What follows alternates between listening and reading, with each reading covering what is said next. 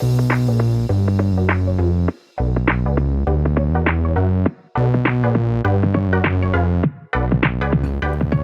welcome everybody to another episode of Chris and Dave's Reality TV Cast. I'm one of your hosts, Chris, and my co-host, I'm very good friend, is Dave.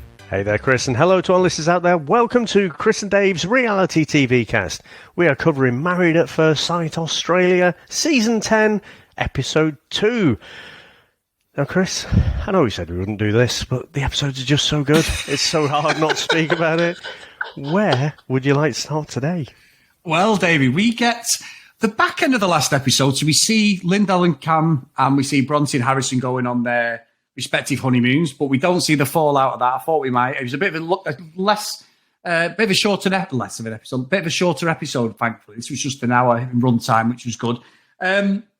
They go off on the honeymoons. We see the fallout will be in the next episode by the looks of it. So we then get introduced properly to Sandy and Dan, and we get Jessie and Clare. Now, we'd seen Jessie because he was the guy who was the celebrate, and he was talking about these ick things. We got like a little bit of a thing on him. And then we'd seen Sandy had mentioned about her Indian heritage and her mum and dad wouldn't be in it. So I think we'll start there, if you're all right, with Sandy and Dan. So we get the situation with Sandy, you know, that she's 36. She's never really been with anybody. She's had a very religious upbringing in like the Indian culture, and basically has this sort of relationship with her mum and dad that she absolutely respects them and it's part of their culture, but she wants to find someone. She wants to be happy. Obviously, I know going on this show, and she's just an emotional wreck. We see like she obviously goes to tell her parents they don't want to be filmed. She's outside the house in tears, isn't she? The camera like running over. It looked quite genuine.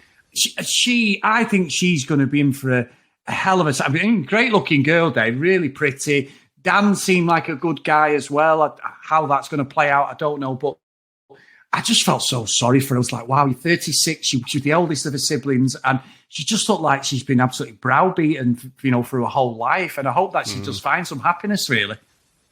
Yeah, she's caught between those different cultures, isn't she? You know, the more sort of reserved, conservative Indian culture, and then you've got the Aussie Married at First Sight culture. And, you know, again, you kind of see it from both sides, don't you? You know, you can understand the parents being like, well, look, this is, you know, you're messing with something, the sanctity of marriage here, you know, and you're inviting these cameras into your personal lives. You know, you can see why that wouldn't necessarily make sense to them, but she seems absolutely headstrong. So, you know, I think they can be proud at the daughter that they've raised, really, can't they? They might not like her decisions, but, you know, in terms of raising someone who's headstrong, you know, confident, then they've done their job, kind of thing. Yeah. So I wonder, fast forward a decade or two, and I wonder how I'll be looking back at, you know, how my kids have evolved, and, you know, whether we'll be arguing and I'll go secretly, you know, I'll be like, yeah, I did all right there. You know, the fact that they're arguing, you know, it means I've done something right. So yeah, I'm kind of rooting for these, Chris. I mean, I don't know where he's coming from yet.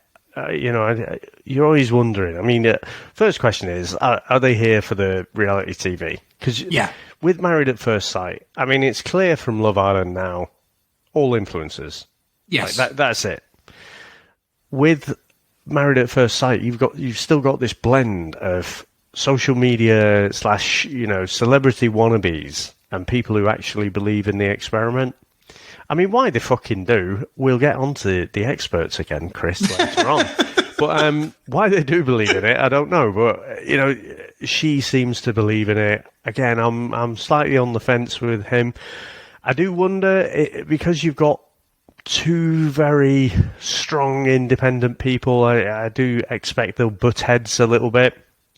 But I'm hoping they'll find that middle ground, and let's see how it goes. I mean, she said she's never had a relationship with a guy or anything, but I mean, she doesn't come across that way.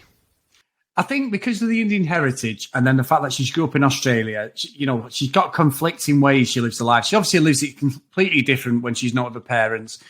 And yeah, I don't know about Dan. I think with Dan, he was quite, when she came through and came in down the aisle, and she got a lovely red dress on, the makeup, the nose piercing and everything. She really traditional outfit, and that was like setting the market down, saying this is what I'm about.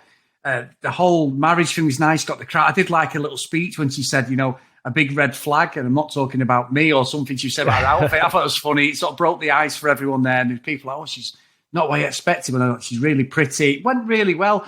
But Dave, there's a reason they put these people together. With some couples, and I'm sure we'll talk about Jessie and Claire, it's fucking pretty obvious why they've done it. So we get these fireworks. With these two, they look really nice. A bit like what we got with Cam and Lindell. You've got Bronte and Harrison, who obviously a waste of time.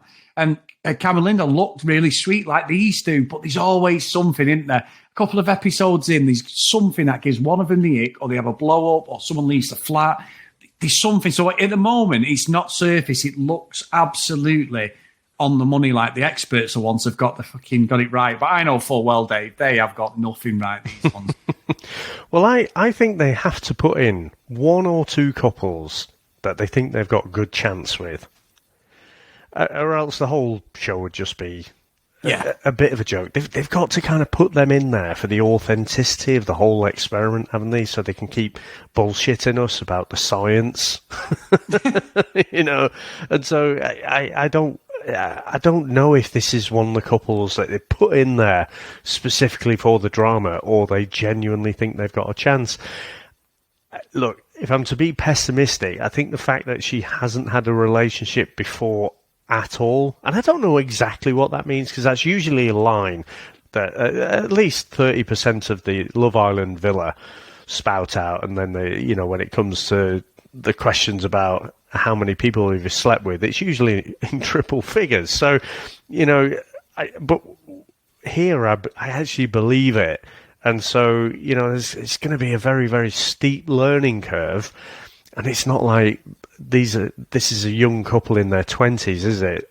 You're a little bit more set in your ways in your 30s and your 40s, aren't you? So that's why I just think they're going to butt heads for a while. But I don't think they're going to be the ones, front and centre with the drama. And it's very clever if you should say that, Dave, because that leads into the other couple. I'm with you at the moment. I think you're right. They've got to have some sort of success with this show to keep their status as experts.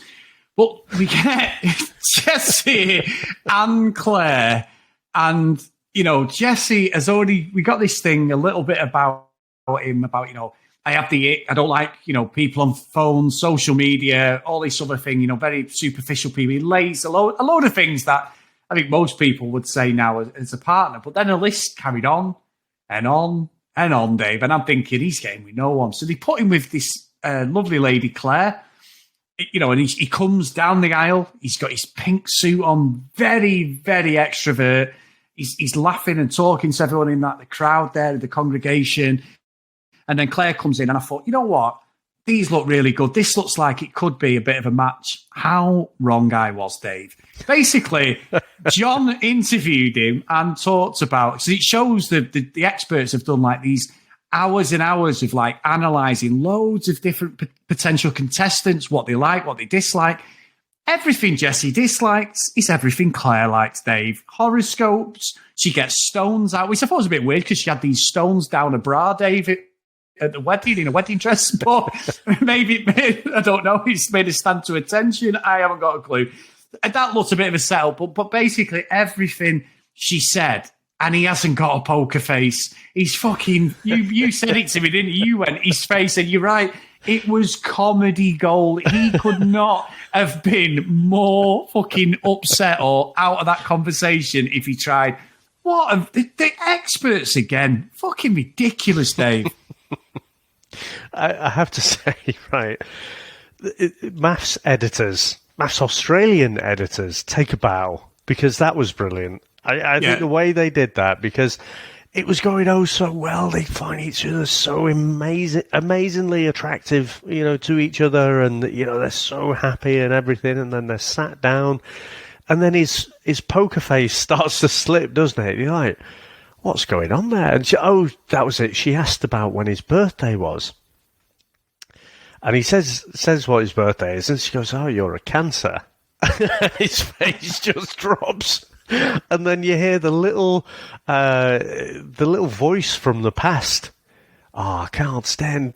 What was it? Star sign chicks. So you've got this voice from the past, and you can see his lack of poker face. Chris, I was crying because when his face changed, I'm like, what is the problem there? So we needed that little reminder that that's one of his buttons. And I have to say, Chris, I mean, I'm a miserable bastard anyway, but I have to say I agreed with at least half of his list. You know, the fucking motivational quotes, I think, is one of my things. It's like, when you know it's bullshit, that really pisses me off. But yeah, it was so funny. And then the fact, I can't recall anyone off the top of my head who's had less of a poker face than him. Apart from maybe me, if you turn up to band practice having not learned your guitar parts, maybe my shitty poker face would be on par with Jessie's. Oh, I've seen that face many a time, David. I have seen that face. And it used to make me tickle because I used to think, oh, he's fuming. He is trying his out. He is fucking livid. Yeah. Every time. Brilliant. Absolutely brilliant. But you're right. I think, I'll tell you, we did have a terrible poker face, Dave. We're forgetting very quickly. We mentioned the name Olivia last series, Australia. My God. She didn't even have a poker face. She just went at you, didn't she? She vocalized it. Sour face. yeah, she went at but yeah, absolutely brilliant. And it's the fact that the next day they get up and after this thing and he's had the ick and everything and he's like, we've got over the ick and they're kissing and she's like, I'm going to go and I'm going to dress cute for the airport. And straight away he looks over to go, holy fuck, what am I doing? I mean, I think his expectations are a defense mechanism. I don't think he understands what he wants. I think he's just making a list of things to get out of a relationship as such. So that's how he's gone on. Why he was going this show, if that's the case, I don't know. But it seems to be every human trait that any of us have got as people, Dave, men or women. He doesn't like, he has an ick. You know, it's like, I don't know what you expect. We all have our little quirks. We all have things that we're interested in, that the opposite, you know, like with Sam, we have opposite interests and that, Dave. I mean, she still thinks David Beckham plays for United, Dave. So it's like, she's not interested in football. She grew up in a family with people who worked at United and season ticket holders and brothers, dad, everyone. You couldn't name any of them, but we have interests. Do you know what I mean, Dave? So it's like you all have your own thing that you're into as a couple. And there's certainly plenty of things that piss me off about Sam and what pisses her off about me. She's probably got more of a list than me. Really? Sorry, hold on. Let me take a seat. What pisses you off about Sam, Chris? That she's so loving and caring towards my needs, David. I've realised I've made a massive mistake there, David. Editor, take this out. I'm editing this one, Dave. So, what did you say about Sam there, Dave? I'll edit that, but yeah. But what I mean is, as you live together, there's always going to be things that piss each other off. But you get to either live with them, you have a blow up, it's finished, or you just ignore it. Whatever you do, that's the only way you can survive as a couple. These just your little quirks and that become cute at the start, annoying in the middle, and then downright fucking annoying, as the years go on. But that's just life, Dave. It's the way you work through, and that's it. His expectations are ridiculous, and I don't think he's had very many relationships. He did get emotional. He was talking about, I'm always on the other side of this. I'm always a celebrant. I'm on this side. I thought it was very, very heartfelt speech, what he said at the altar, for being honest, Dave. It got me a little bit. Yeah. I mean, I'll tell you what, I was gone, Chris, when he was getting into his speech and stuff, and he couldn't quite get it out. I mean, that was before the old, the star sign revelation. Yeah, I was at that point, Chris. I was all in, and I was thinking, they're doing well, 2 for 2 in this episode. And then, honestly, when we saw the chat with John, and Jessie and John, and they're saying that, John's saying to him, look, if you've got all these things, the problem is you're left with no one in the world. Chris, there is no shortage of people who want to come on this show, right?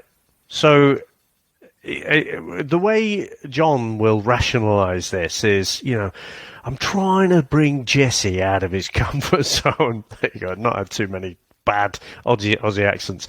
But it's bullshit. If he's got all these criteria and all these things that are going to piss him off, he needs to go away and fucking work on himself.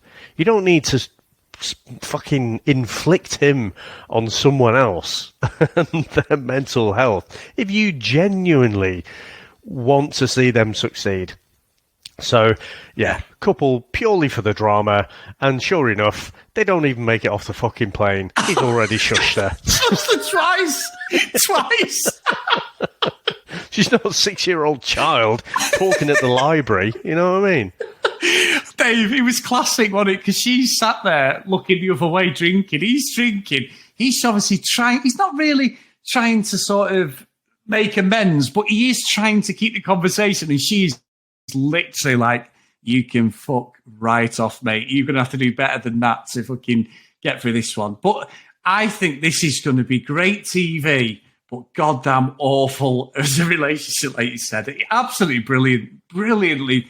And I think I've got to give credit, you said it before, that producers and editors of maths, they just seem to get that timing perfect. I know it's a different type of show than Love Island that we're covering as well. I know that. But they just seem to frame things in a way that I actually believe it more than a lot of the other reality shows. These things here I can see here and there, but I go along for the ride with maths more than anything else. I just like, oh my God, it's so ridiculous. Yeah, it's a sizable production as well, isn't it? I mean, yeah. It's huge in Australia. It's probably the biggest, reality dating show that there is over there. I'm sure we've said it before, but, in the UK, it's Love Island. In the US, probably Bachelor. But in Australia, it's Married at First Sight. And they bloody do a good job because, Brilliant. Episodes 1 and 2 for 2 for me. Bloody loved them both. Excellent.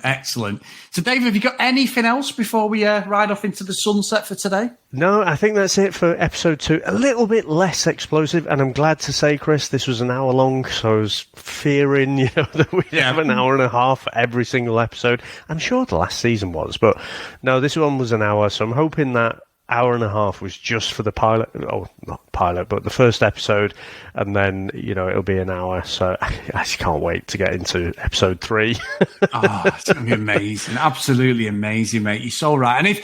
And if you're wondering where to watch it, guys, if you're in the UK or anything, because it's not available on Channel 4 or anything, or E4, it is on Daily Motion. YouTube have got them up there, but you have to be pretty quick though. So obviously Australia's about 9-10 hours in front of the UK. So round about now, the episode should be airing in Australia, which makes absolutely no sense because we're podcasting with no time on this podcast, Dave. So what a silly statement from Chris. Yep. But just say it's midday, about 9 o'clock it airs in Australia. So you can pretty much get it on the same day, but later in the afternoon. So, and we do have links on our Facebook page as well, guys. So Chris and Dave's Reality TV Cast, get over there. And there's always the episodes have been posted, which is really, really good. You can watch them. If you do want to email us, cdrealitycast@gmail.com. Please follow us on social media @cdrealitycast. And as always, please go over to patreon.com/cdrealitycast. So the second roll call of honour for today is Kent, Lucky Lulu Green, Lauren, Tracy, Hennessy, Susan, Priscilla, Dee Dee, Katie, Libby, Joanna, Neve, Brianna, Helen, Keith, Michelle, Gillian, Zoe, Kristen, Maggie, Kate, Megan and Cassie. So thank you so much, guys. We really appreciate it. Thanks for sticking around with us as well. No, amazing. And look, this is, I know it's, we've gone a little bit longer, have we? Or is it about the same as yesterday? We will get these out as frequently as we can. But it's a lot of fucking watching. It's a lot of recording, editing, publishing out, and jobs and life. So we will record these as frequently as we can. But, I appreciate your patience and bearing with us.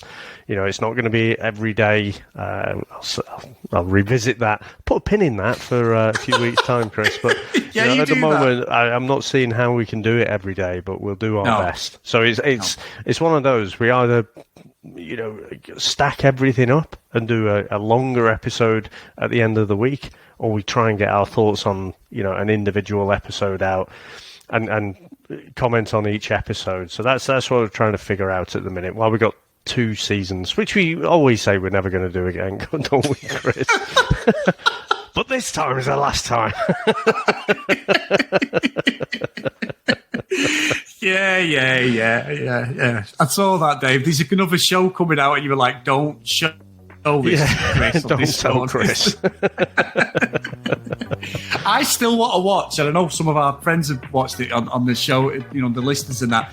Is MILF Manor, Dave. That just sounds fucking glorious. And it doesn't sound like one of my search histories either, but MILF Manor. Not saying anything, but no, I still want to watch the divorce one, mate. I don't think anyone picked that up, but I'm like, why? Surely that is gold.